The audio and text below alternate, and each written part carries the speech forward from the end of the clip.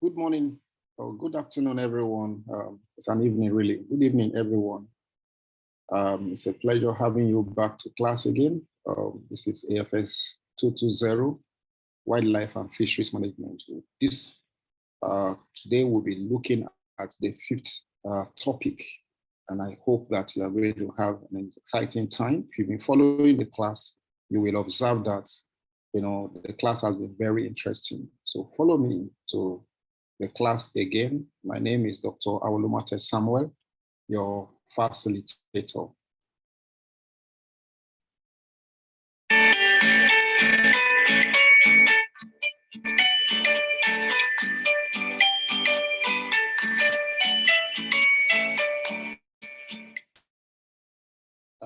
Today, we'll be talking about fish diseases and management. In our previous lessons, we were talking about the feeds, the different feed of the fish. And we mentioned a lot of things that has to do with the health of the fish that is dependent on the feed itself. And since we told you that the feed happened to be about 75% of the cost of production, if not handled properly, it can result in pollution of the water that can lead to fish disease. And so we need to know how to manage the fish diseases. And this evening, we'll be talking about that. My name is Dr. Olumate Samuel, as you see in the picture. That's my email. Aquaculture disease management is very key to the success of any fish enterprise. You need to know about the vaccination. The DNA vaccine is also available for fish, the pond management, the cultural practice that are best for that's been established from time, which you need to know. You need to know how to prevent bioagents using probiotics. You have to know the chemical control using biocides. You also need to know biosecurity, use disease-free animals. Of course, the antibodies therapy is very key as well, which is you're using the antibodies itself. So as we continue, we are going to have better understanding of all of these concepts. Now, our learning outcome today is just 4 of them. At the end of this class or this topic, you will be able to enumerate the different type of diseases that we have in fishes. You'll also be able to state how to prevent those disease outbreak, based on the symptom you can see in that fish, okay? You'll be able to describe the way of controlling the adverse effects of the poor fish environment. Then finally, you'll be able to highlight the important step for implementing proactive pond management. And that is the key. The key is you are able to proactively manage your pond as not to allow any disease outbreak. Okay, now, further introducing this subject is to look at what is fish disease in the first place. Now, if you look at the picture on my right hand here, you will find, the various diseases that can happen to the fish from the head to the tail. But fish disease actually is talking about the unhealthy fish body condition. Secondly, is a departure from the normal wholesome state of that fish. Thirdly, is a condition of discomfort or sickness of the fish. Finally, the reduction of the normal physiological activity and development of the fish. All these are what we call the disease of the fish. So you can see here from the eye, when you see a cloudy eye, that fish is diseased. Sunburn, as you see in this, the belly part of this fish, close to the gill. Then you see skin flukes. If you look at critically here, you will see the fluke that is protruding out of the body of the fish. It's a sign that the fish is diseased. Then we have the carpox here. Then we also have at this place, we have the anchor worm. This worm often anchor themselves beneath the scale of the fish. Sometimes we can have the wound. See, fish can be wounded. Then we have split fin. Ordinarily, fin ought to be continuous, like the one you see up here, where I'm showing my arrow. But once you see that the fin is splitted in this form, you can be sure that there's a departure from wholesome normal state of the fish, and it's discomfort. It's a discomfort to the fish. Then we have the fungi. Can you see these tribes here? The fungi. We have the leech. These ones, they attach themselves and they suck the blood of the fish. Then we have the lice also. The lice also, beneath the scale of the fish, they just attach themselves and they act as parasites. We have a costia. Look at them. They just made white the skin. At that point, you will no longer see the skin for scaly fin. Then we have the fin rots. You begin to see that the fin is beginning to rot from the edges and is eating insideward.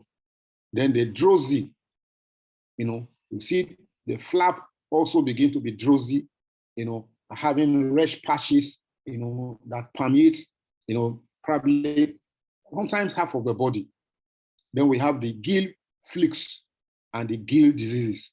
Now, all of these things are an unhealthy state of the fish, a departure from the normal, and it's causing sickness or diseases. The physiological activity of the fish is reduced, and it can cause the farmer to lose, the return on investment that will not be substantial. And so there's a need for you to know all of these signs. Once you see all of these signs in your fish, know that your fish is diseased. Now, there's a progenital technique that can actually lead to your fish disease, and that is very common this day. And that's why you not even find, the fishes in the river, the freshwater pond, being diseased like the one we found in our intensive farming system, where we have, the fish that is stocked with close to about 3,000, 5,000, sometimes even 10,000. And in this case, the fish here is heavily stocked, maybe sometimes beyond the stocking capacity, stocking rate of that pond. And so when a fish is heavily stocked, there tend to be, and of course always, increase in artificial feeding. And this artificial feeding will lead to increased metabolic activity. Because you have heavily stocked it, you have to increase your feed to take care of the number of fishes in the water body. And of course, increased metabolic activity of the fish will happen. At the same time, it will increase the level of organic waste and toxic compound within the ecosystem of the fish. Okay? And there will also be increase in the algae of the bacteria and other organisms because of the heavily stocked fish. And that's why we need to know, the number of fish that you should, stock your pond. So you must know the stocking density. Once the stocking density is violated, once it is violated, you can be sure that all of this increase will happen in your pond. So the stocking density refers to the number of fish in a given area. And that is an important key, as not to allow diseases to happen to those fishes. In aquatic system, the optimum stocking density ought to be between 21 and 30 kg, per 1,000 liter. Each time you have 1,000 liter, you shouldn't have more than 21 to 30, kg of fish. That is the optimum stocking density. Now, if you look at, this video here, can you see? You observe that this, can you see? You see that this pond here is, it has, missing word, is over stocked. See, the man even enter into it, pouring feed there, without, this is a pond that will definitely experience increase in organic waste, toxic compound in this ecosystem. Now you see the size of the pond. I can bet you this, there are more than 5,000 here. So with all of this taking place, it is sure that this pond system eventually becomes imbalanced. It cannot maintain, the organic waste build up to the toxic level. And so the increase in ammonia and nitrates resulting in algae bloom and all of these diseases that we have showed you earlier. Okay. Now, the problem is compounded if it is not a system, but I can see here that water is constantly being poured here. That is savage the situation. Water is poured in, and I guess at the bottom, water also is going down. Now you can see that the water here is very pure, it's clean. So that means that they know what they are doing. Water is coming in, water is coming out. It's going here to feed them. This is an intensive, feeding regime of the food. But if it's not well managed, can you see at the tail end here, you see water is coming in to increase, like we told you, the dissolved oxygen level. And the timing of feeding also is very important because the sun is very high and the dissolved oxygen level is very high, and they won't experience the disease as we ought to, as we have stated earlier. Okay. Now, what are the causes? There are two causes of disease principally. There are two of them.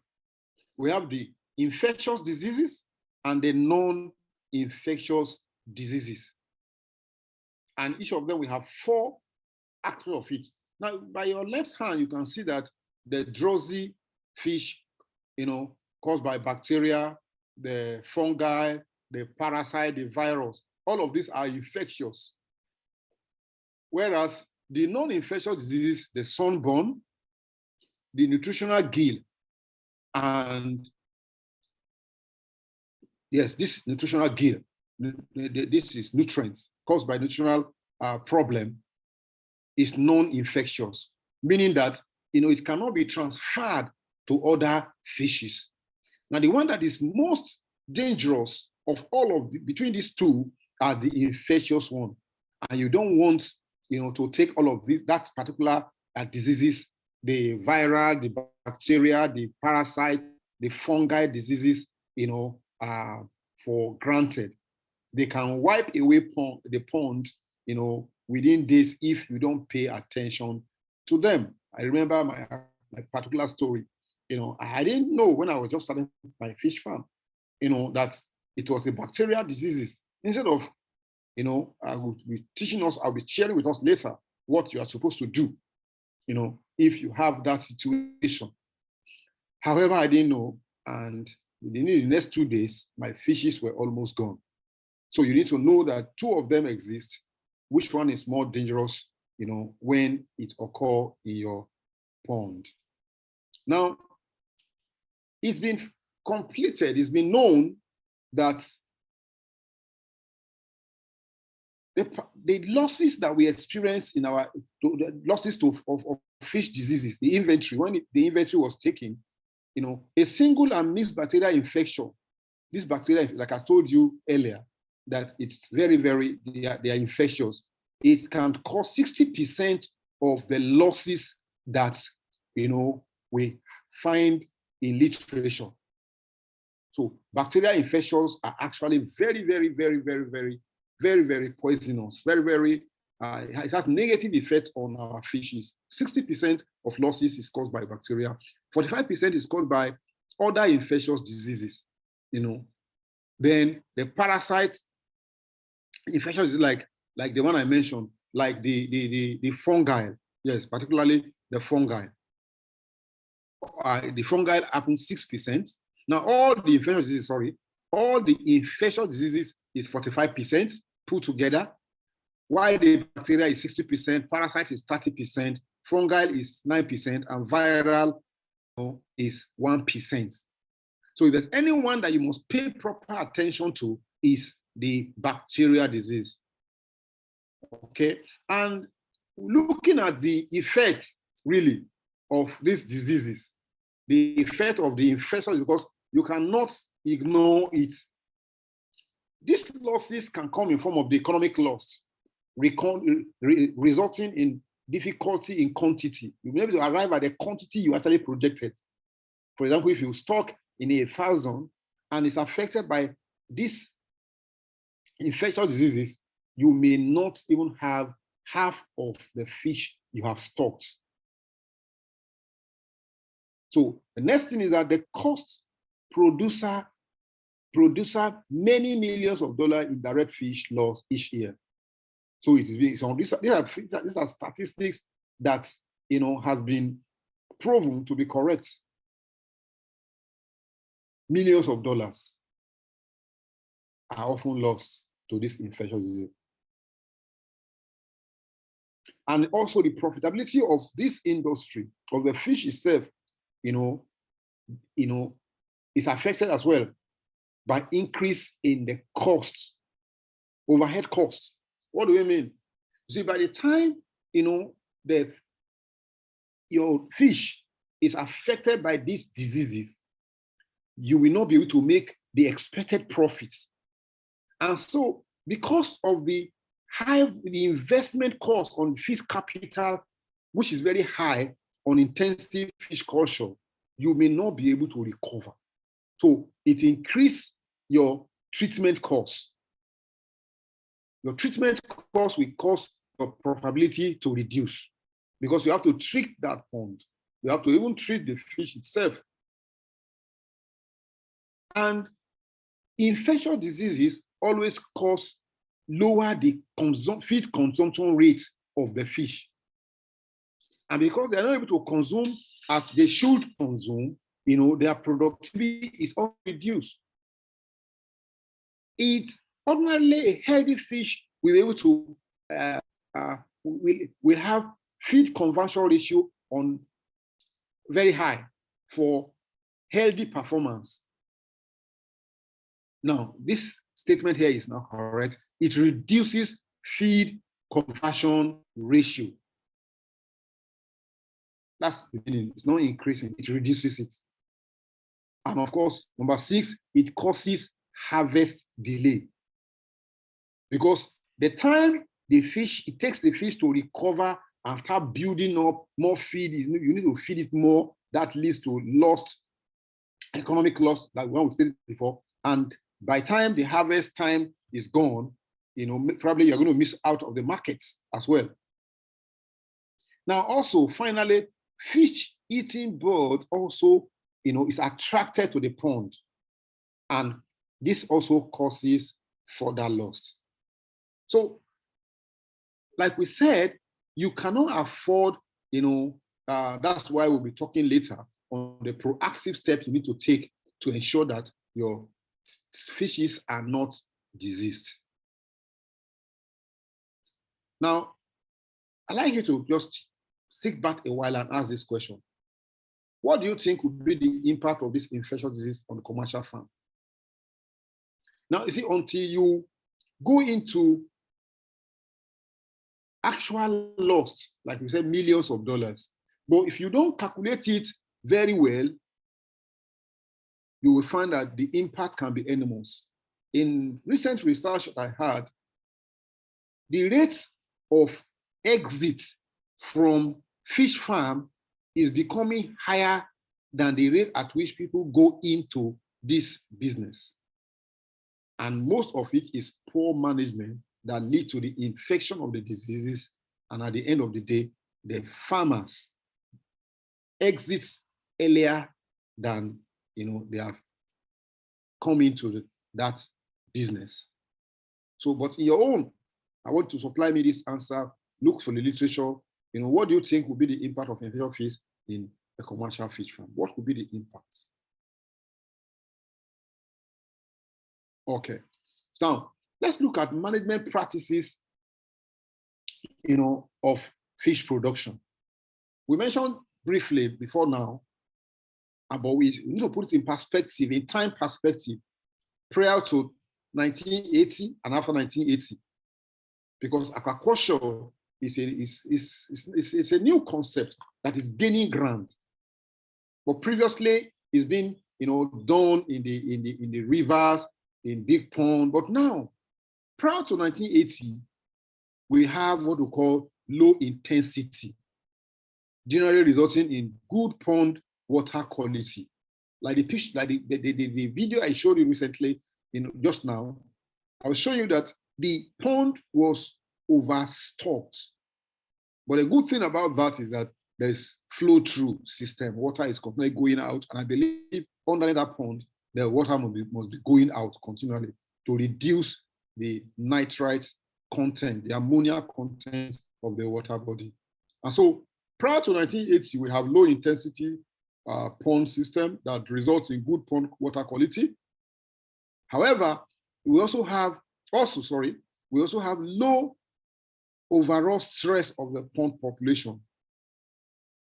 We have low fish density, also meant less efficient transmission of disease organism. However, after 1980, we begin to see a steady increase, in the intensity of the pond, of the stocking density that is not being obeyed. Like I said to us, just to remind you that, once it is above, 21, from 31 to 30 to 40, and it's increasing per 1,000, liters of water, then you begin to experience, have management issues, because your stocking, your feeding rate will increase.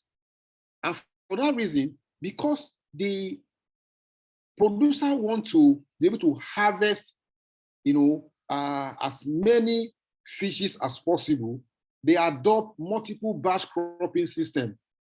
Okay, they don't pay attention to it, to allow the pond to rest and to be cured and to be cleaned properly. From one production process to another, as they are harvesting their stocking, that is not, if you don't understand certain other management practices, the pond will definitely have issues and there will be diseases in that pond. The production practice also, that lead to emergence of, infectious diseases. These are some of these. Then disease outbreaks are not common in well-run facility, from that time. So these are the management practices, whether you're practicing low intensity or optimal intensity or, high intensity. So we want to advise that you stick to optimal intensity, as we have mentioned earlier. Now, effective health management of diseases is dependent on, 4 key aspects. You have to be able to identify the problem accurately and fast. And once you know that there's a problem in your pond, whether the fish is hanging, on the water, or it is drowsy, it's not moving as it should move, or you see all of the signs that I showed you previously, you need to know that, there's a problem here. Then you diagnose it. What is the specific? Is it viral? Is it bacterial? Is it nutrition? You want to know whether it is infectious or it's not infectious. You have to diagnose it. Then you have to apply the correct management. Either you change the entire water, you apply, prophylaxis, either like I told you, either you apply the antibiotics, either you apply the antivirus, all of that, or you apply just common table salts. And one of the most important things you cannot ignore is the timeliness. Timeliness. You cannot afford to go and sleep when you identify this problem. So whenever multiple factors contribute to the disease process, it makes the diagnosis more difficult. Meaning that, by the time you are having all the parasites, the fungi, the bacteria, and even nutrition, you're not feeding the fish with balanced meal like we taught you when we were talking about feed. The feed is not balanced. The crude protein level is very low, and you're having multiple factors contribute to the diseases. It makes sure the diagnosis is often very difficult. So you need to check the diet, check the water, check many parameters. So that's why you just have to use the correct management procedure to ensure that there is no multiple factor contributing to your fish diseases. And we must know how to use medicated feed. I'll show you another video very shortly on how to even do that. There is what we call medicated feed that we can use in catfish production. Pond-raised catfish are more susceptible to diseases than free range. I've said that before. Meaning that when we have a free range, pond system, where, like the river, the pond, river, the streams, the lake, the lagoon, where the fish are to roam, where the water is free flowing, they are less susceptible. Because overcrowding and is always associated with the pond-raised catfish production system. And that's what we encounter in modern aquaculture. So, like we told you, bacterial disease is very frequent. Know this.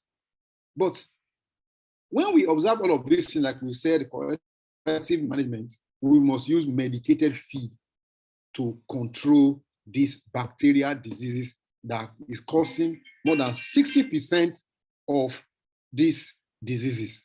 And the loss can be enormous if we don't respond timely to avoid further loss. So, and with this medicated feed, we can now treat not only a temporary measure, but we can also treat the underlying problem that causes the disease itself.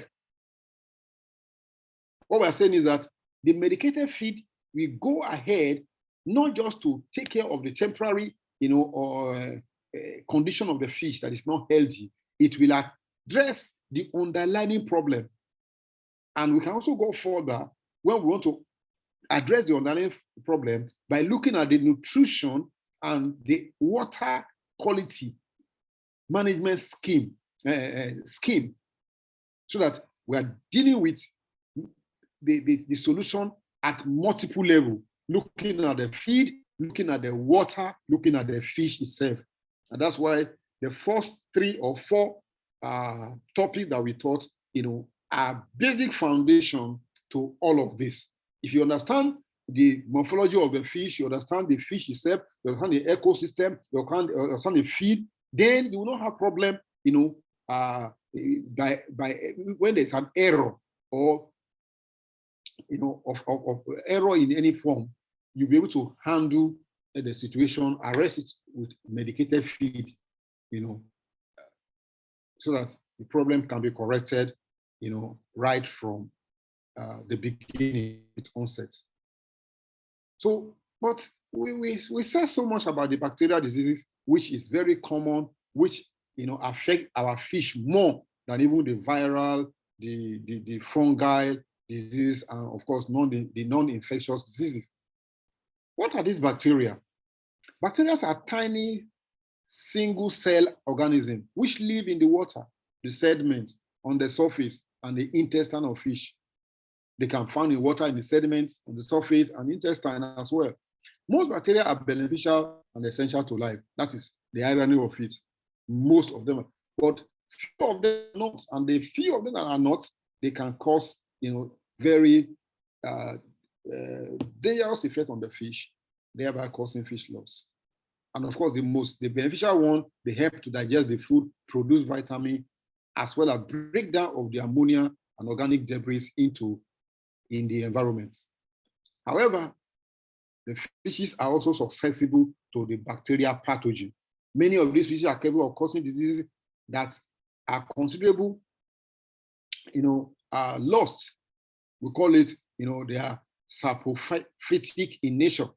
These bacteria only become pathogenic when fishes are physiologically unbalanced, nutritionally deficient, and there are no other stressors, that is poor water quality, overstocking, which allow opportunity bacteria to proceed.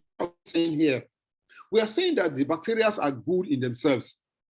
They help in digesting the food, vitamin produce, they're able to break down the ammonia and the organic debris.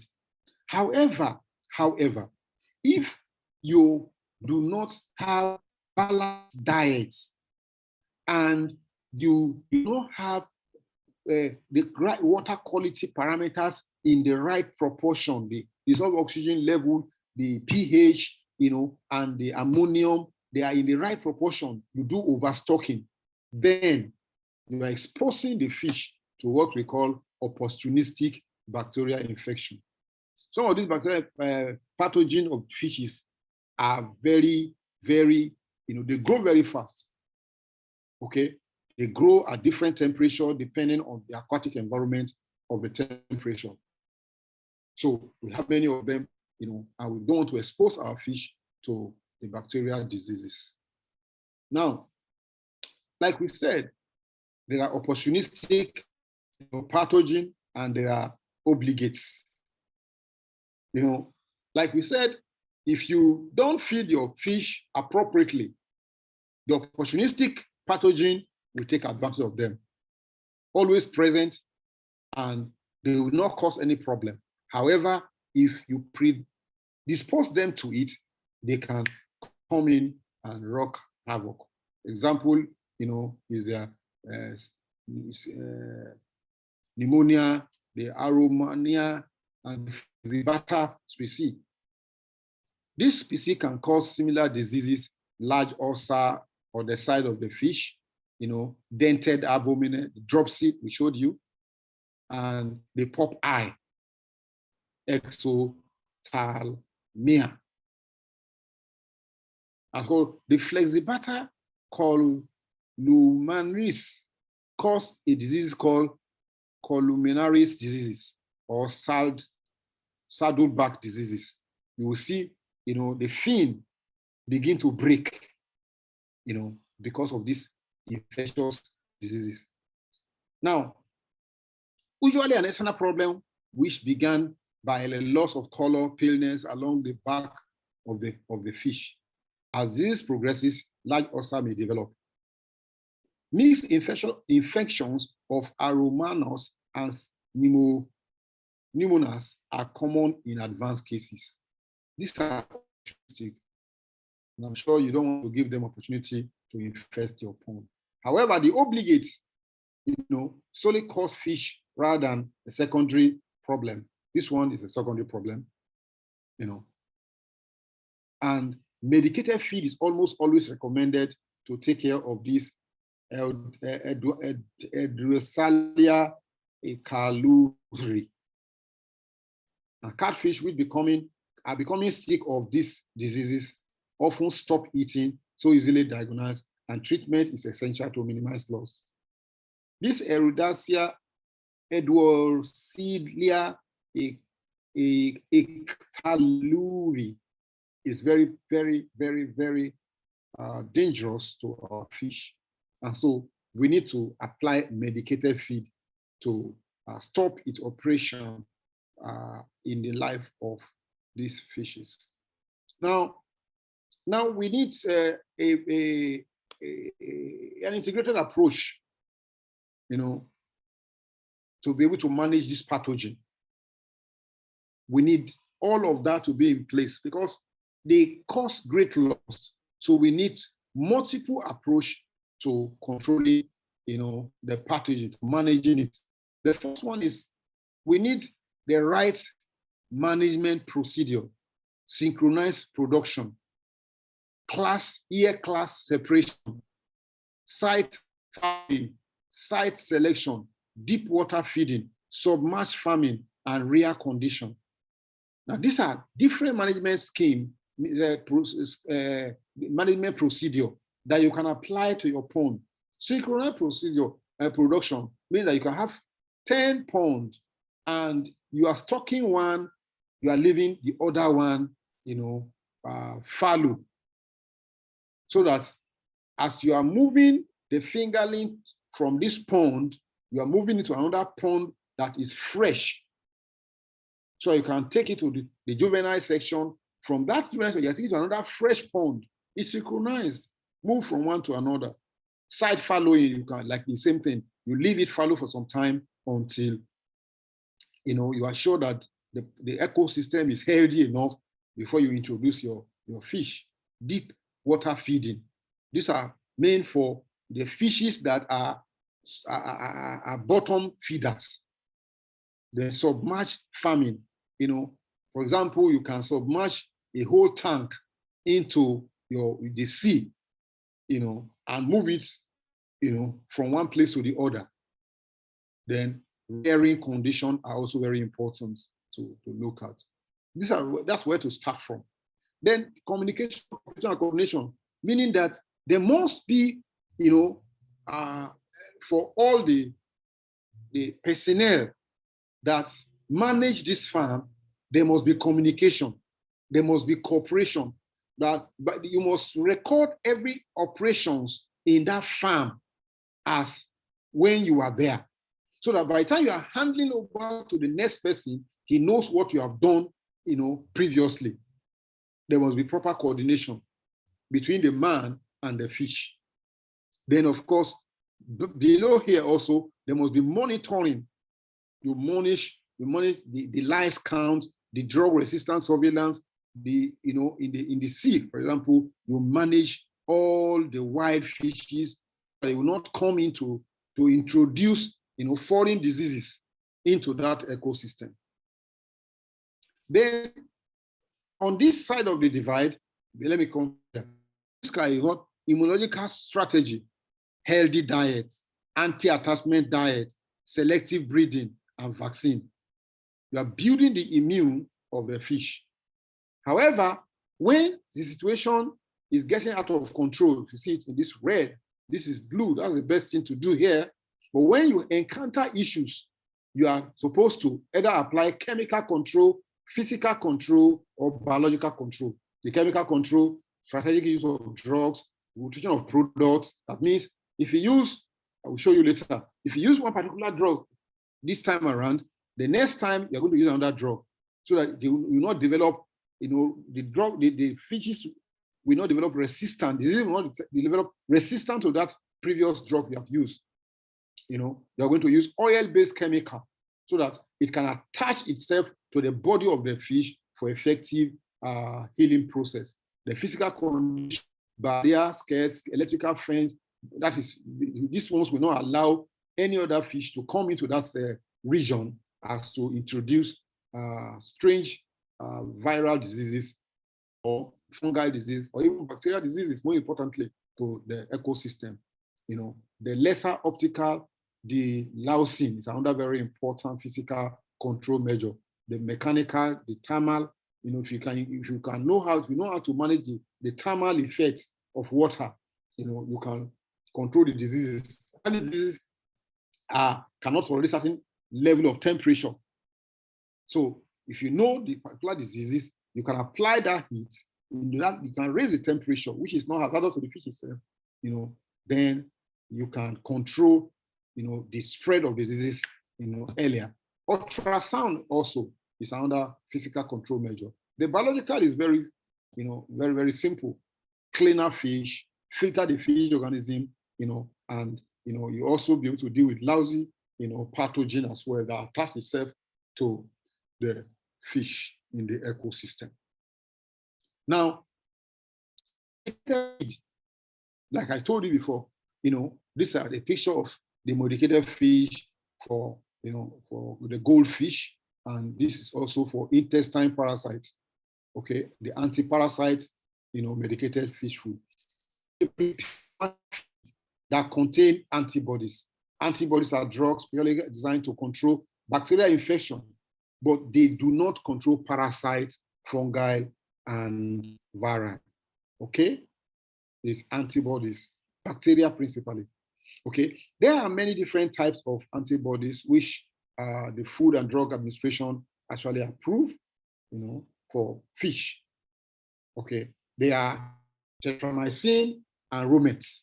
These are approved, and approved drugs that you can use as antibodies to control your viral infection, which, like we told you, can cause 60% of the fish loss.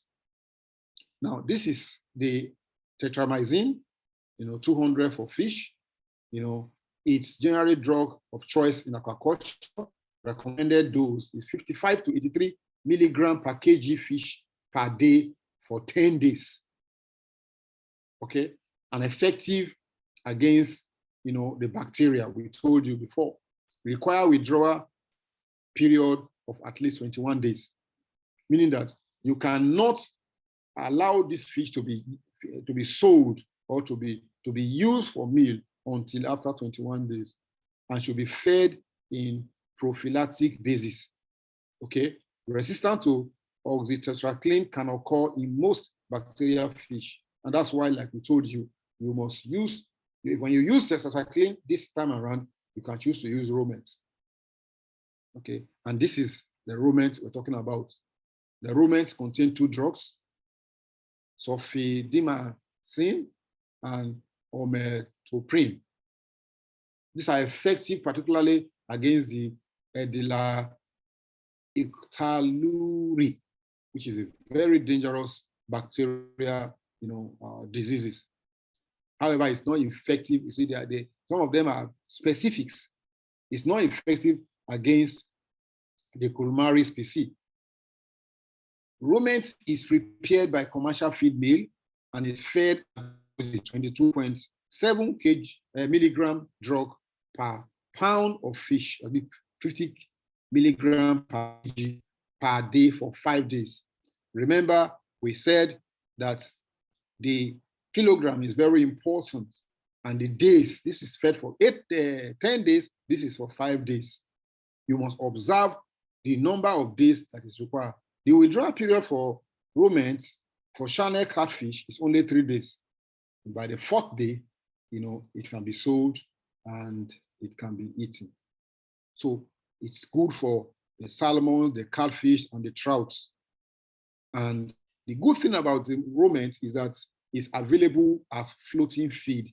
So your fishes can actually go for them. Once they feed on them, then they can be protected against this disease, or they can also cause, if they are already infected, they can be cured by it. Now, in case you don't have, you can't go to store to buy all of this, you can also make your own as well.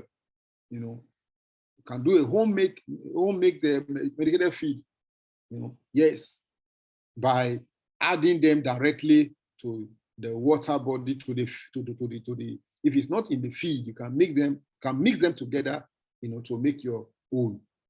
Now, once a bacterial disease is in progress, okay, medicated feed should be applied immediately once you notice that there's a bacterial disease in the progress under emergency circumstances.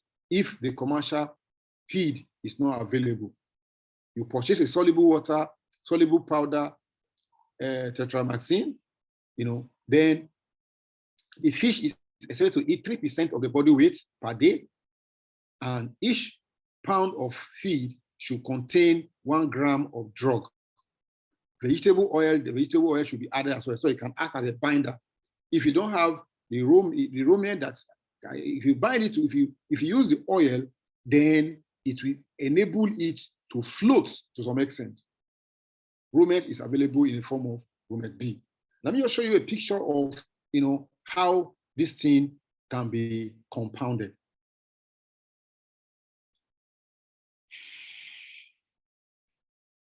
See, he's bringing in the bag of his feeds.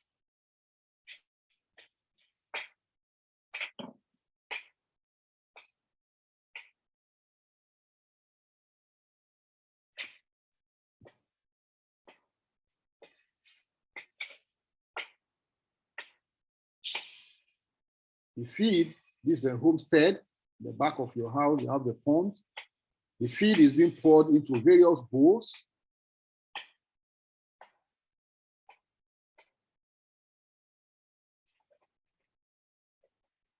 Okay.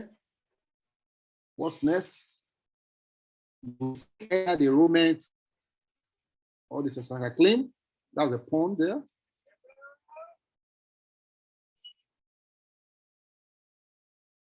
You see the fishes that we saw before, clean water being poured continually into the pond. Yes, that's it. Now look at that drug there. You're going to add a drug to the feed. Of course, this is a very bad practice. You should use teaspoon to measure. Or maybe based on his experience, he knows the number to pour. You mix it with water. Please don't pour the chemical directly on the fish body. Okay, don't do so. You mix the chemical in the water. Vegetable oil, like I said, can also act as a binder. You can pour this, instead of using water, you can use vegetable oil, to mix it. They are using water here. Now, can you see it's pouring that water into the feed? Yes. Pour it again into the feed. Not pouring that into the water, but into the feed.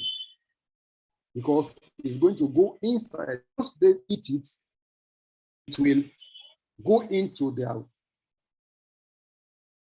intestine, and you are dealing with the issue from inside out.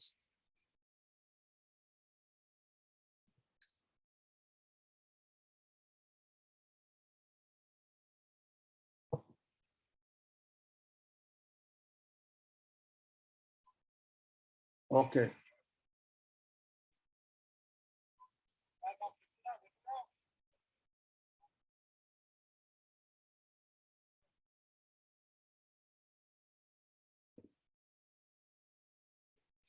Now, they have started feeding the fishes with the feed. Okay, can you see? They're going for it. They're going for it. As they eat it,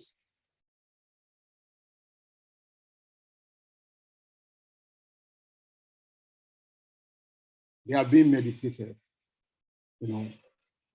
Sometimes it can come in form of powder, some as liquid, as you saw just now.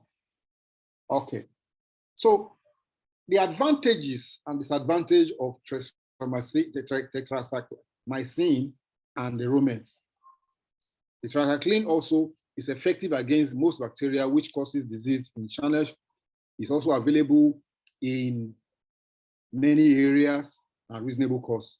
Also, rumen, also the advantage here is that rumen is effective against Ehrlichia, Eukaryotes, and many tetracycline resistant animals. Once, that's the advantage of Rumia over tetracycline. Many bacteria that are resistant to tetracycline can be taken care of by the rumen. 5-day treatments, is an advantage to rumen, whereas we have 10 for the tetracycline. mycin, and it's also available, like we said, in floating feed. Whereas they all both have disadvantage. Disadvantage for tetramycin is that bacteria can develop resistance, and 10 days is quite long. Plus 21 days withdrawal period, it's quite long. And only available in sinking feed. It's not available in the floating. Not effective against Flexibacter culminaris. That's a disadvantage for ruminants. Availability is a problem for many areas. It's not readily available.